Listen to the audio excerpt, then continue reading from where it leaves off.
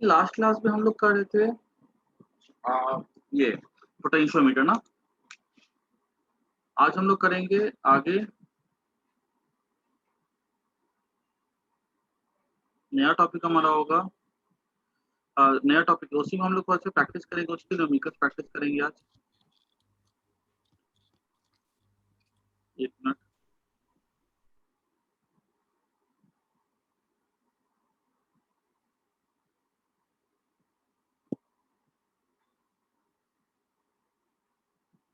Boards का ही है, मैंने लिखा था ना उस पे बोर्ड्स की क्लास हो गया। अभी क्या एंट्रेंस की क्लास थोड़ी कम कर दूंगा मैं और ज्यादा बोर्ड्स की क्लास दूंगा फिर भी, लेकिन मैं का ये क्या कहते हैं, क्योंकि एग्जाम देखो होगा क्या मैं बताऊं। जुलाई में तुम लोग की होगी फर्स्ट टर्म, ठीक है, तो मेरे को उस समय तक पूरा पोर्शन खत्म करना होगा। फिर नेक्स्ट एग्जाम हो जाएगी मैं जुलाई अगस्त, मान के चलो अगर जुलाई में ये लोग ले रहे हैं अभी एक एग्जाम, तो फिर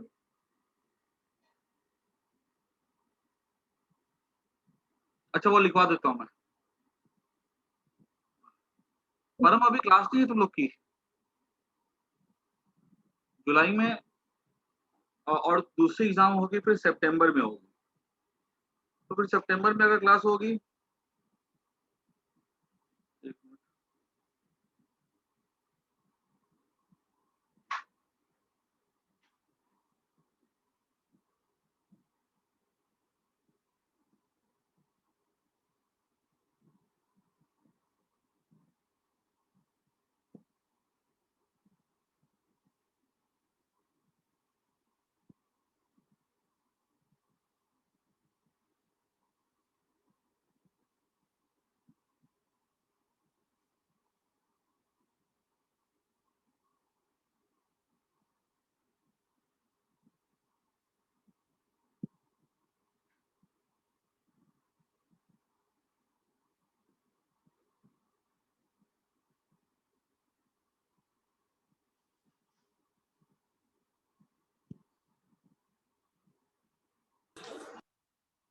भाई दो आईडी कैसे जेसिका? सर वो कंप्यूटर में ऑडियो वर्क नहीं कर रहा है ना, इसलिए कंप्यूटर में स्क्रीन के लिए और फोन में ऑडियो के लिए कनेक्ट किया है।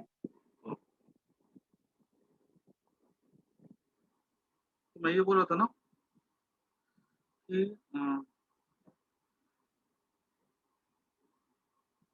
जुलाई में फर्स्ट एग्जाम होगी। हाँ, जुलाई में फर्स्ट एग्जाम होगी और फिर होपफुली सितंबर में हमारी दूसरी एग्जाम होगी। मतलब समझो सितंबर तक ही हम लोग का टर्म 1 और टर्म 2 का पोर्शन, सितंबर या मैक्सिमम अगस्त के फर्स्ट वीक तक की हम लोग का दोनों टर्म का पोर्शन हो जाना चाहिए, क्लियर, 12th क्लास का। उसके बाद हम लोग के पास एम्पल टाइम होगा जब हम लोग एंट्रेंस कर सकते हैं। ऐसा नहीं बोल रहा हूँ कि सितंबर तक कोई एंट्रेंस क्लास लूंगा ही नहीं, लूंगा, लेकिन रिलेटिवली हमारा क्या होगा, थोड़ी कम होगी और बोर्ड की क्लास ज्यादा होगी, ऐसा। नहीं तो मैं कोशिश तो मैं यही करूंगा कि देखो अपना अगर नवंबर तक अगर एंट्रेंस का भी खत्म हो जाए तो बहुत अच्छी बात है, क्योंकि फिर क्या हम लोग अच्छा से 11th का रिवीजन भी कर सकते हैं। चलो हम लोग मैं बता रहा था, पढ़ाया था मैंने लास्ट क्लास में पोटेंशियोमीटर। पोटेंशियोमीटर में मैंने दो चीजें बताई। मैंने एक चीज बताई थी कि उसमें कांस्टेंट की वैल्यू यूज करते थे, उसमें मैंने पोटेंशियल ग्रेडियंट बताया था। फिर मैंने उसमें दो चीजें बताई थी कि उसमें हम उसका दो काम होता है। एक तो हम लोग उससे दो सेल का ईएमएफ को कंपेयर कर सकते हैं, और दूसरी बात ये होती है कि उससे हम लोग किसी भी सेल का इंटरनल रेजिस्टेंस को निकाल सकते हैं। ये दो इंपॉर्टेंट काम होते हैं पोटेंशियोमीटर में। हमारे एग्जाम में जो सवाल आते हैं वो डायरेक्ट फॉर्मूला बेस्ड क्वेश्चन भी आते हैं, जिसमें कि E1/E2 = L1/L2 होता है। और दूसरे हमारे एग्जाम में जो सवाल आते हैं वो इस फॉर्मूले पे भी आते हैं कि जो इंटरनल रेजिस्टेंस होता है वो उसकी वैल्यू E/V-1 होती है। ये दोनों ही फॉर्मूला बेस्ड क्वेश्चन हमारे एग्जाम में आते हैं, और उसके थोड़े कंसेप्ट बेस्ड क्वेश्चन भी आते हैं, वो भी हम लोग देखेंगे जो फॉर्मूला से थोड़े हट करके हो। दूसरी बात, अभी पोटेंशियोमीटर पे की वर्किंग में ऐसा कुछ नहीं आता है, ठीक है। वर्किंग तो हमारा जो हमने लिखा है ना फॉर्मूला E1/2 = L1/L2, ठीक है, वो हो गया। और उसका एक मेन आता है प्रिंसिपल ऑफ पोटेंशियोमीटर, वो लिखवा देता हूँ मैं।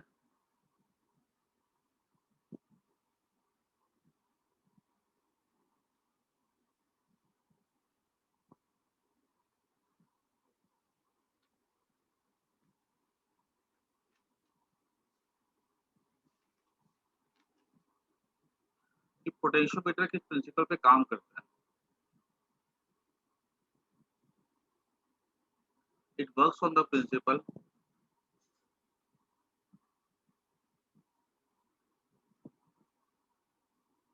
That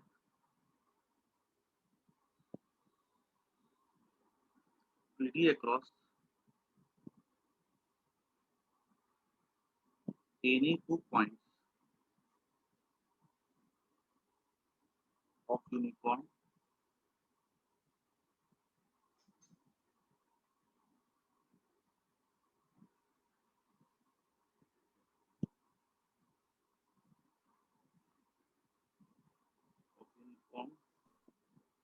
current carrying conductor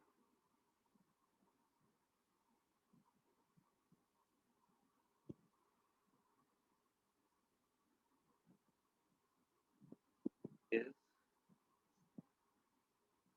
directly proportional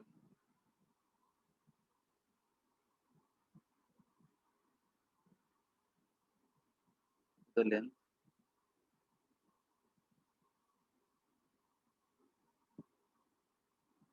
between those 2 points.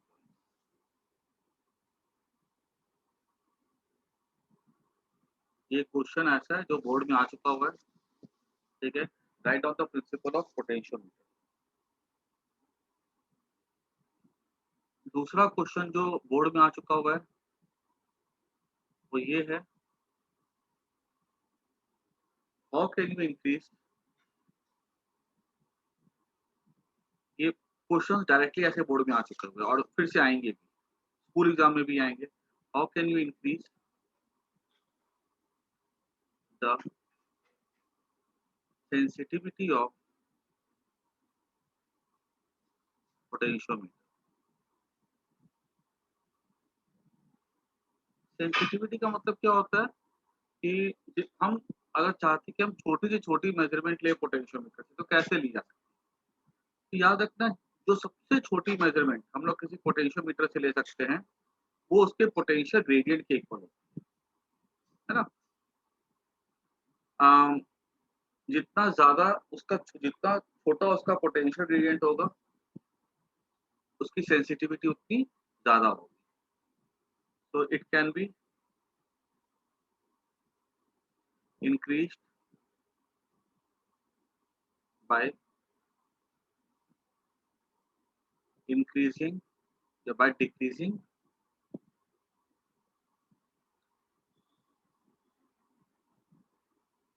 potential gradient।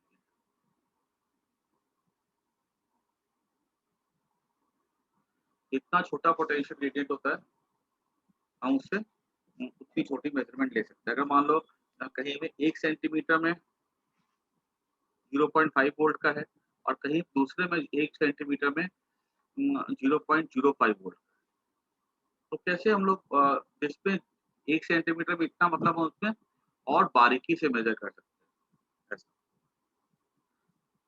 Sir तो वोल्टेज सेम रखे और लेंथ बढ़ा दे वायर की तो लेंथ को एक्चुअली देखो, अभी वही आगे बताने जा रहा हूँ मैं। हम वोल्टेज को नहीं कम कर सकते हैं, क्योंकि वोल्टेज कम करने का मतलब क्या है कि फिर इतनी छोटी वोल्टेज वाली सेल लाई कहाँ से। तो इसलिए हमारा बेटर ऑप्शन क्या होता है, this is done by increasing the length. इसलिए पता है जो पोटेंशियोमीटर हम जो यूज करते हैं ना बाजार अब अपने स्कूल में, वो 5 मीटर लंबी वायर का होता है। हम 1 मीटर भी कर सकते हैं, मीटर भी तो 1 मीटर का ही होता है, लेकिन हम क्या करते हैं उसको 5 मीटर लंबा यूज करते हैं। Because in this case gradient क्या हो जाएगा, V बाय L हो जाएगा। अगर L ज्यादा होगा तो ग्रेडियंट घटेगा, सेंसिटिविटी विल इंक्रीज।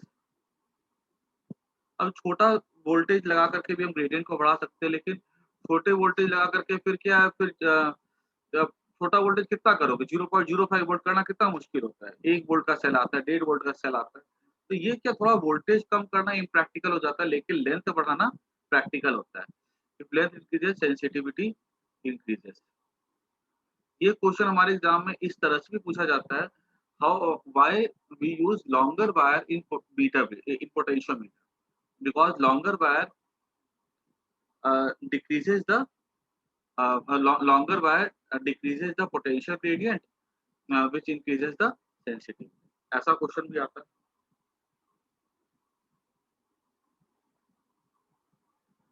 तो लेंथ क्यों ज्यादा लेते हैं, ये क्वेश्चन भी आता है। उसके बाद इसको इसको फटाफट नोट करो, फिर आगे बढ़ते हैं।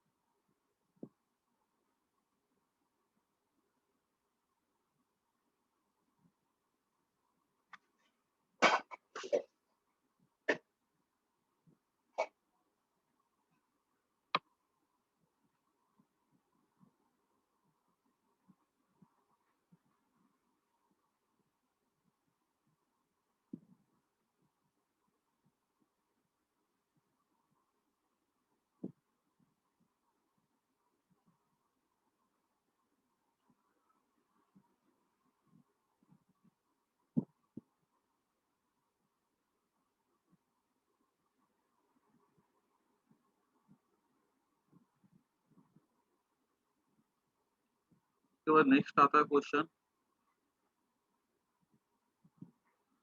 Which is better device.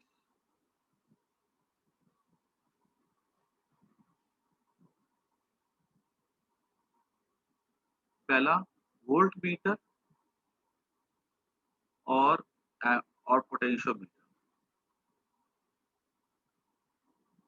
तो आंसर लिख कर क्या आओगे, पोटेंशियोमीटर। इसके दो कारण। पहला कारण, इट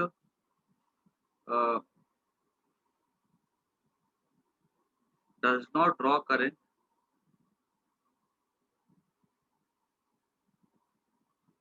क्योंकि अगर करंट ड्रॉ नहीं करता तो कोई बिल्कुल से एक्यूरेट वैल्यू देता है। मतलब समझो कि अगर जैसे एक सेल का ईएमएफ अगर ई है, करंट ड्रॉ करेगा ही नहीं, तो आपको एग्जैक्टली क्या वैल्यू देगा, ये पोटेंशियल डिफरेंस की ई देगा। दूसरी बात, अगर हम वोल्ट मीटर यूज करते हैं तो वोल्ट मीटर क्या थोड़ी सी करंट लेता है, थोड़ी करंट तो वो लेगा ही लेगा, तो उसमें ऑप्शन नहीं है हमारे पास। तो क्या हमें जो करंट जो लेगा ये वोल्ट मीटर, तो इसके पास पोटेंशियल डिफरेंस कितना मिलेगा हमें, ई माइनस आई आर मिलेगा। फिर I is the current taken by the volt. ये क्या होता है, ये डज नॉट ड्रॉ करंट पहली बात, so it gives accurate value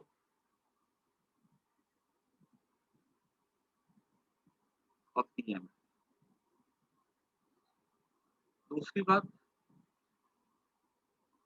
it its sensitivity can be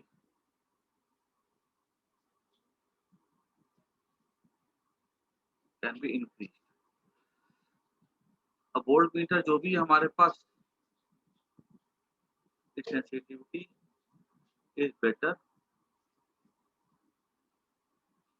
than volt meter. इसकी सेंसिटिविटी बहुत अच्छी हो सकती है। अगर हमने 10 मीटर की वायर लगा दी तो और अच्छी सेंसिटिविटी हो जाएगी। और जनरली बताऊं, जब जो क्या कहते हैं इंजीनियरिंग कॉलेजेस होते हैं, वहां पर जो लैब होते हैं, वहां पर जब उनको और छोटी करंट के लिए काम करना पड़ता है तो वो लोग 10 मीटर की वायर को यूज करते हैं। ऐसे हम अपने लैब में 5 मीटर की वायर यूज करते हैं, 10 मीटर की वायर कहीं पे हो सकता है 20 मीटर की वायर भी यूज कर ले, वोल्टेज और एक्यूरेटली नापने के लिए। तो it's sensitivity is better than volt meter. और उसको हम लोग इंक्रीज भी कर सकते हैं by increasing the length of the wire. इसको नोट कर लो।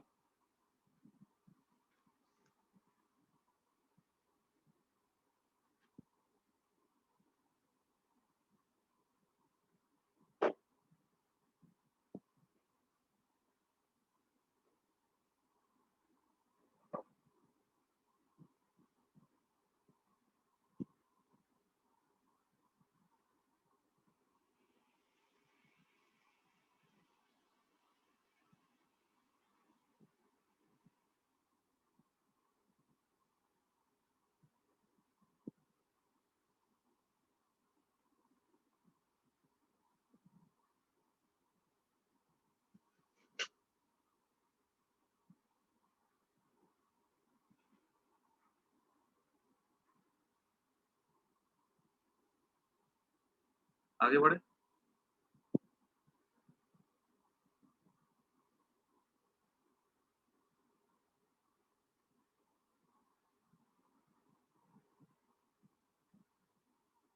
अच्छा, जो मैंने दो सेटअप करवाए थे ना E1 बाई E2, उसकी थ्योरी खुद से लिख लेना। जैसे अगर सेल का है तो पहले पूरा डिस्क्राइब कर देना, फिर लिख देना वहां पे by using the cell of EMF E1 first the balancing length is obtained, let this length be L1, in this length galvanometer shows zero reflection, फिर we obtain balancing length for E2, let in this case balancing length be L2, then E1 by E2 equals to rho L1 by rho L2 या sigma L1 by sigma L2, फिर sigma L1 फिर sigma is the potential gradient, clear. जब E1 by E2 equals to L1 by L2 ऐसा लिख देना, खत्म बात। वो अपने वर्ड से बना के लिख देना, वो उतना लिखने का कोई मतलब नहीं बनता, खुद से लिख सकते हो।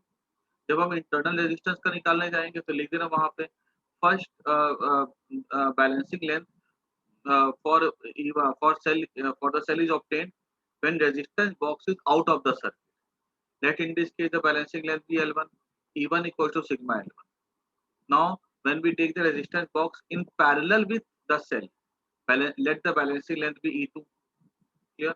तो फिर हम वहां पे लिख सकते हैं E2 equals to sigma L2, ये भी लिख देना यहाँ पे कि in this case L2 will be smaller than L1 because potential difference across cell is less than EMF, ये लिख देना वहां पे।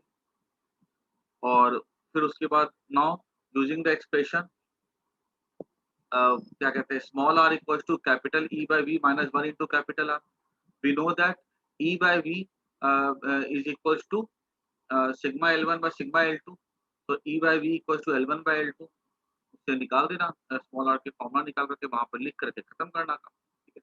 तो उस पे दोनों में क्या उसका लिखाने का मतलब नहीं बनता है, वो खुद से भी लिख सकते हो। अब हम आगे आते हैं क्वेश्चंस पे। अब सुना ध्यान से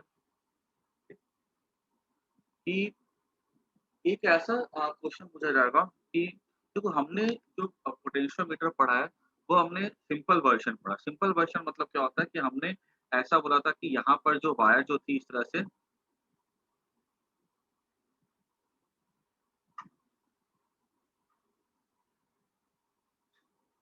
यहाँ पर जो वायर थी मैंने बोला था कि यहाँ पर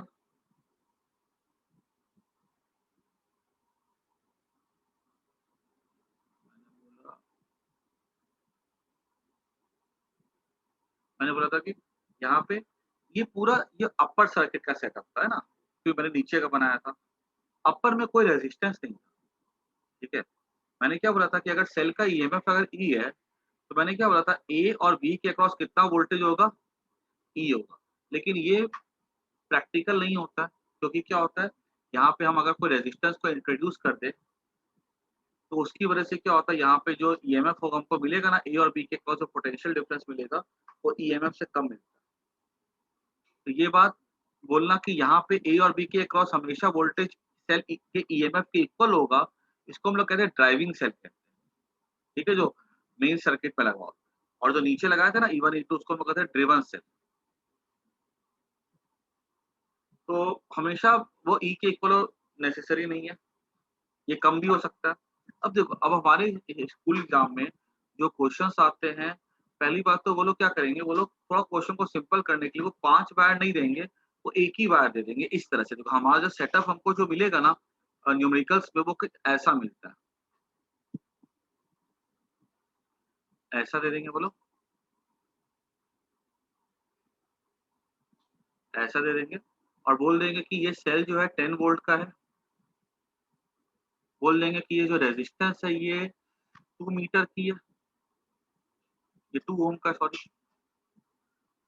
ये वायर जो है ये वायर है, wire is 8 metre long and its resistance is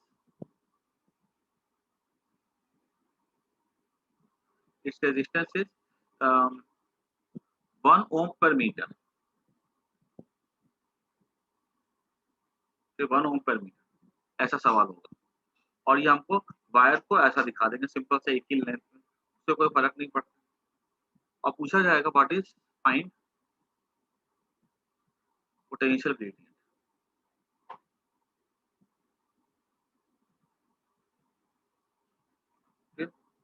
तो अब देखो यहाँ पर, अब अगर ये बोला जाए कि इस ए और बी के अक्रॉस पोटेंशियल डिफरेंस 10 वोल्ट का होगा, then this thing is absolutely wrong. और इसी पे ही कितनी बार सवाल आ चुके हुए हैं हमारे क्या कहते हैं बोर्ड एग्जाम में। बोर्ड एग्जाम में वो लोग इसका भी रेजिस्टेंस दे सकते हैं या इसका भी दे सकते हैं या दोनों का दे सकते हैं। ठीक है, बोर्ड एग्जाम में ऐसे क्वेश्चन मैंने देखे आए हुए हैं। तो अगर ऐसे सवाल अगर आते हैं तो हम क्या करेंगे, हम सबसे पहले निकालते हैं current in wire A B. Current in wire A B, ये कितना हो जाएगा, वोल्टेज कितना हमने सप्लाई किया 10 वोल्ट बाय टोटल रेजिस्टेंस कितना हो जाएगा 2 ओम, और इसका कितना हो जाएगा 8 ohm, that is 10 ohm, that is 1 ampere. ये करंट हो जाएगा, करंट इन वायर कितना हो जाएगा 1 एम्पियर हो जाएगा। Therefore PD across A B, PD across A B,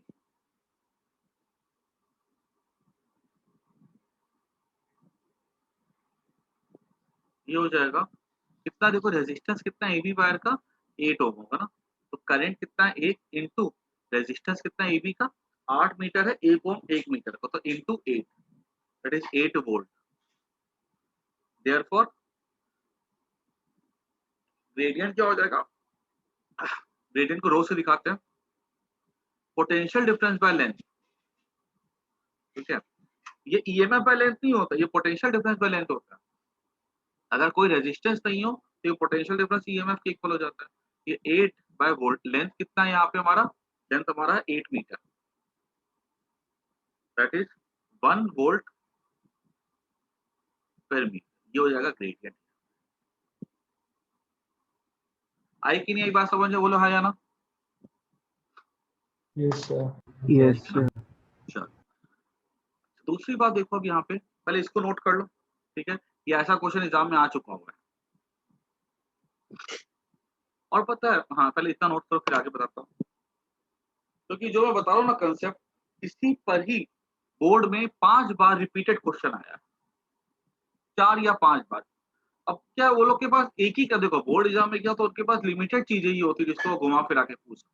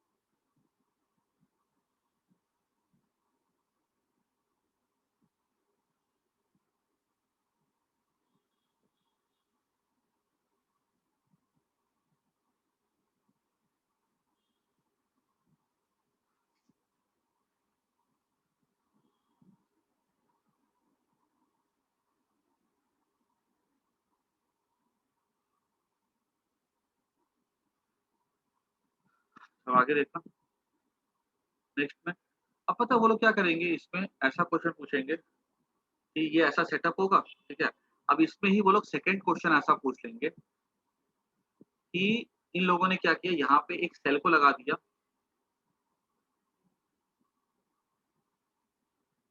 और ये सेल है यहाँ पे हमें बोला गया है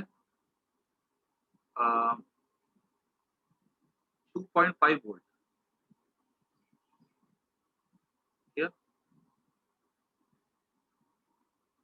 यहाँ पे इसका कुछ रेजिस्टेंस भी है।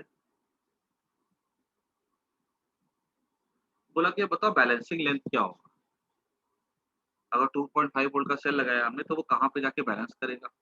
तो अब जब बैलेंसिंग लेंथ की बात आती है ना, तो हम क्या करेंगे, सबसे पहले अगर देखो, पहले हम लोग क्या पोटेंशियल ग्रेडियंट निकाल लेंगे। ठीक है, और पोटेंशियल ग्रेडियंट निकालने के लिए हमको नीचे वाले सेल से नीचे वाले सेटअप से कोई मतलब ही नहीं है, क्योंकि अगर बैलेंसिंग लेंथ आएगी तो यहाँ पे तो करंट फ्लो नहीं करेगा, तो यानी कि यहाँ से जितना भी करंट आएगा वो इधर से निकल जाएगा ना।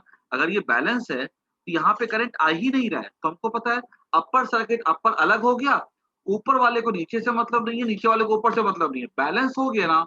ये दोनों अलग अलग है, क्योंकि करंट ऐसे आएगा, ऐसे जाएगा, ऐसे निकल जाएगा, इधर तो करंट आएगा ही नहीं। क्यों नहीं आएगा? क्योंकि यहाँ पे तो जीरो डिफ्लेक्शन दिखा रहा है ना। तो याद रखना, जब बैलेंस हो जाता है ना, बच्चे कंफ्यूज कर जाते हैं, अच्छा वो नीचे का भी सर्किट है ऊपर का भी सर्किट है, तो नीचे भी करंट डिस्ट्रीब्यूट करेगा, तो हम निकालेंगे कैसे ग्रेडियंट?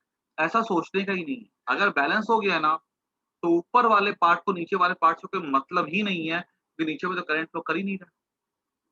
तो पूछा कि बताओ बैलेंसिंग लेंथ क्या होगा, तो मैंने बोला कि बैलेंसिंग लेंथ हो जाएगा L equals to L into rho कितना यहाँ पे रो है 1 इक्वल्स टू 2.5 वोल्ट। ठीक है, तो ये हमारा हो जाएगा 2.5 मीटर हो जाएगा। लेंथ हो जाएगा कितना 2.5, ग्रेडियंट कितना है 1 into L, potential difference into length, potential gradient into length, potential difference equals to this potential difference, that is L हो जाएगा हमारा 2.5 मीटर। ये इसका बैलेंसिंग लेंथ। समझ आई कि नहीं आई बात? Yes sir. Yes, sir. चलो इसको नोट कर लो। इस टाइप का एक सम और देता हूँ मैं, उसको फिर करना खुद से, एकदम एग्जैक्टली इसी टाइप पे रहेगा। तो देखो, आप जिसको कोई डाउट हो तो पूछ लो, बिकॉज नेक्स्ट क्वेश्चन क्या सबसे बनना चाहिए।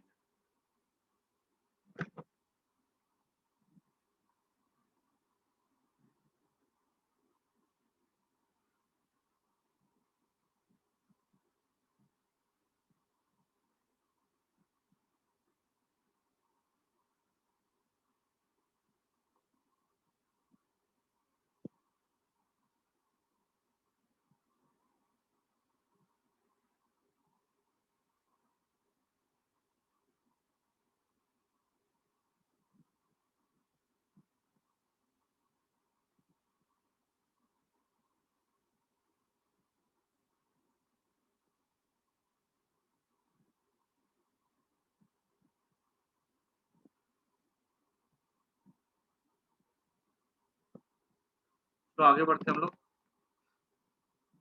अब एक क्वेश्चन देने से पहले ना एक चीज और बता देता हूँ, ये भी आता है कि आ, अगर हमें कभी भी कोई भी सेल का अगर ईएमएफ नापना है, तो ये कंपलसरी है कि वो जो सेल का ईएमएफ, दो बातें मैंने बताई थी याद करो। अगर ईएमएफ नापना है तो हमारे जो हमारा ड्राइविंग सेल है जिसका हम ईएमएफ नाप रहे हैं, उसका पॉजिटिव एंड और जो ऊपर वाला जो मेन सेल था ड्राइविंग सेल, ठीक है, ऊपर वाला जो रखते थे हम लोग, उस दोनों का पॉजिटिव पॉजिटिव कनेक्टेड होना चाहिए था, पहली बात। ठीक है, और दूसरी बात क्या थी कि दोनों का पॉजिटिव पॉजिटिव कनेक्टेड होना चाहिए था, और दूसरी बात ये थी कि उन दोनों ही सेल का जो हमारा जो जो ड्रिवन सेल होगा, ठीक है, जो हमारा जो छोटा सेल जिसका हम ईएमएफ नाप रहे हैं, उसका ईएमएफ जो है वो ए और बी के पोटेंशियल डिफरेंस से कम होना चाहिए। सिंपल सी बात है, सोचो एक बात, अगर मान लो मेरे को यहाँ पे एक सेल का वोल्टेज निकालना है, ये सेल का मैंने वोल्टेज रख दिया मान लो 50 वोल्ट, ठीक है, तो ए और बी का बीच का पोटेंशियल डिफरेंस कितना होगा 8 वोल्ट का होगा। मतलब अगर हम ए से बी जाते हैं तो ए पे जो भी पोटेंशियल होगा बी पे जाके 8 वोल्ट हो जाएगा। अब ए और बी के बीच में पोटेंशियल डिफरेंस 8 वोल्ट है, हम अगर जॉकी स्लाइड करवा रहे अब यहाँ तक पहुंचेंगे मैक्सिमम यहाँ तक। ये अगर 8 वोल्ट का सेल होगा तो वो यहाँ पे आके बैलेंस हो जाएगा एकदम एंड पे। अगर यही सेल अगर मान लो 10 वोल्ट का है, तो मैं बाहर कैसे निकलूंगा वायर के, ए बी वायर के बाहर कोई जगह ही तो नहीं जो मैं निकल करके नाप सकूं। आ रही बात समझ में? Yes sir. ठीक है ना। Yes, sir. और ये पता है कुछ किताबों में ऐसा लिखा जाता है कि जो सेल जो हम यूज करते हैं ना, ये वाला सेल, इसका जो हमारा वोल्टेज होना चाहिए ना, वो इस सेल के ईएमएफ से छोटा होना चाहिए। ये बात गलत है। अगर ये सेल हमारा मान लो अगर 9 वोल्ट का होता, सोचो अगर ये वाला सेल हमारा जिसका हमको नापना है 9 वोल्ट का होता अगर, और 9 वोल्ट 10 वोल्ट से छोटा है, फिर भी हम नहीं नाप सकते। क्यों? क्योंकि यहाँ पे 8 वोल्ट पे आके खत्म हो रहा है। तो याद रखना, ये बात बोलना गलत होगा कि ये जो क्या कहते हैं सेल है इसकी वैल्यू ड्राइविंग सेल की ईएमएफ से छोटी होनी चाहिए, that is wrong. It should be less than the potential difference across the two ends of the wire. अगर यहाँ पे रेजिस्टर नहीं होता तो मैं ईएमएफ से छोटा बोलता चल जाती बात, ठीक है, यहाँ पे रेजिस्टर, लेकिन अगर जनरल बात की जाए तो वो पोटेंशियल डिफरेंस से छोटा होना चाहिए, ठीक है। यहाँ पे लिख देता हूँ to measure EMF of driving cell driven cell positive and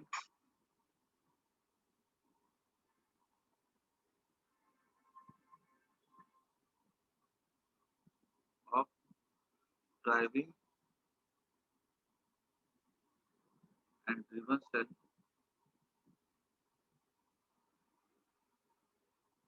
must be connected at a point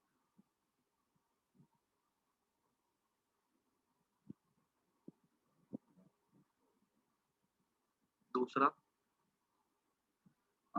EMF of driven cell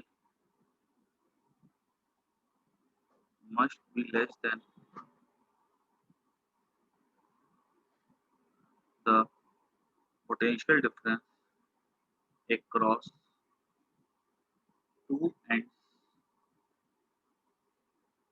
of the potentiometer wire। अगर एग्जाम में कभी तुम्हारी अगर मान लो कभी तुमको जीरो डिफ्लेक्शन अगर नहीं दिख रहा है, उसके पीछे दो कारण हो सकते हैं। या तो तुमने पॉजिटिव एंड को कनेक्ट नहीं किया, या तुम्हारे जिस सेल का तुम नाप रहे हो वोल्टेज, वो सेल का वोल्टेज बहुत बड़ा है in comparison to the difference between the two end. ये बात का हमें ध्यान रखना होगा। क्लियर होगी बात? इसको फटाफट नोट कर जाओ।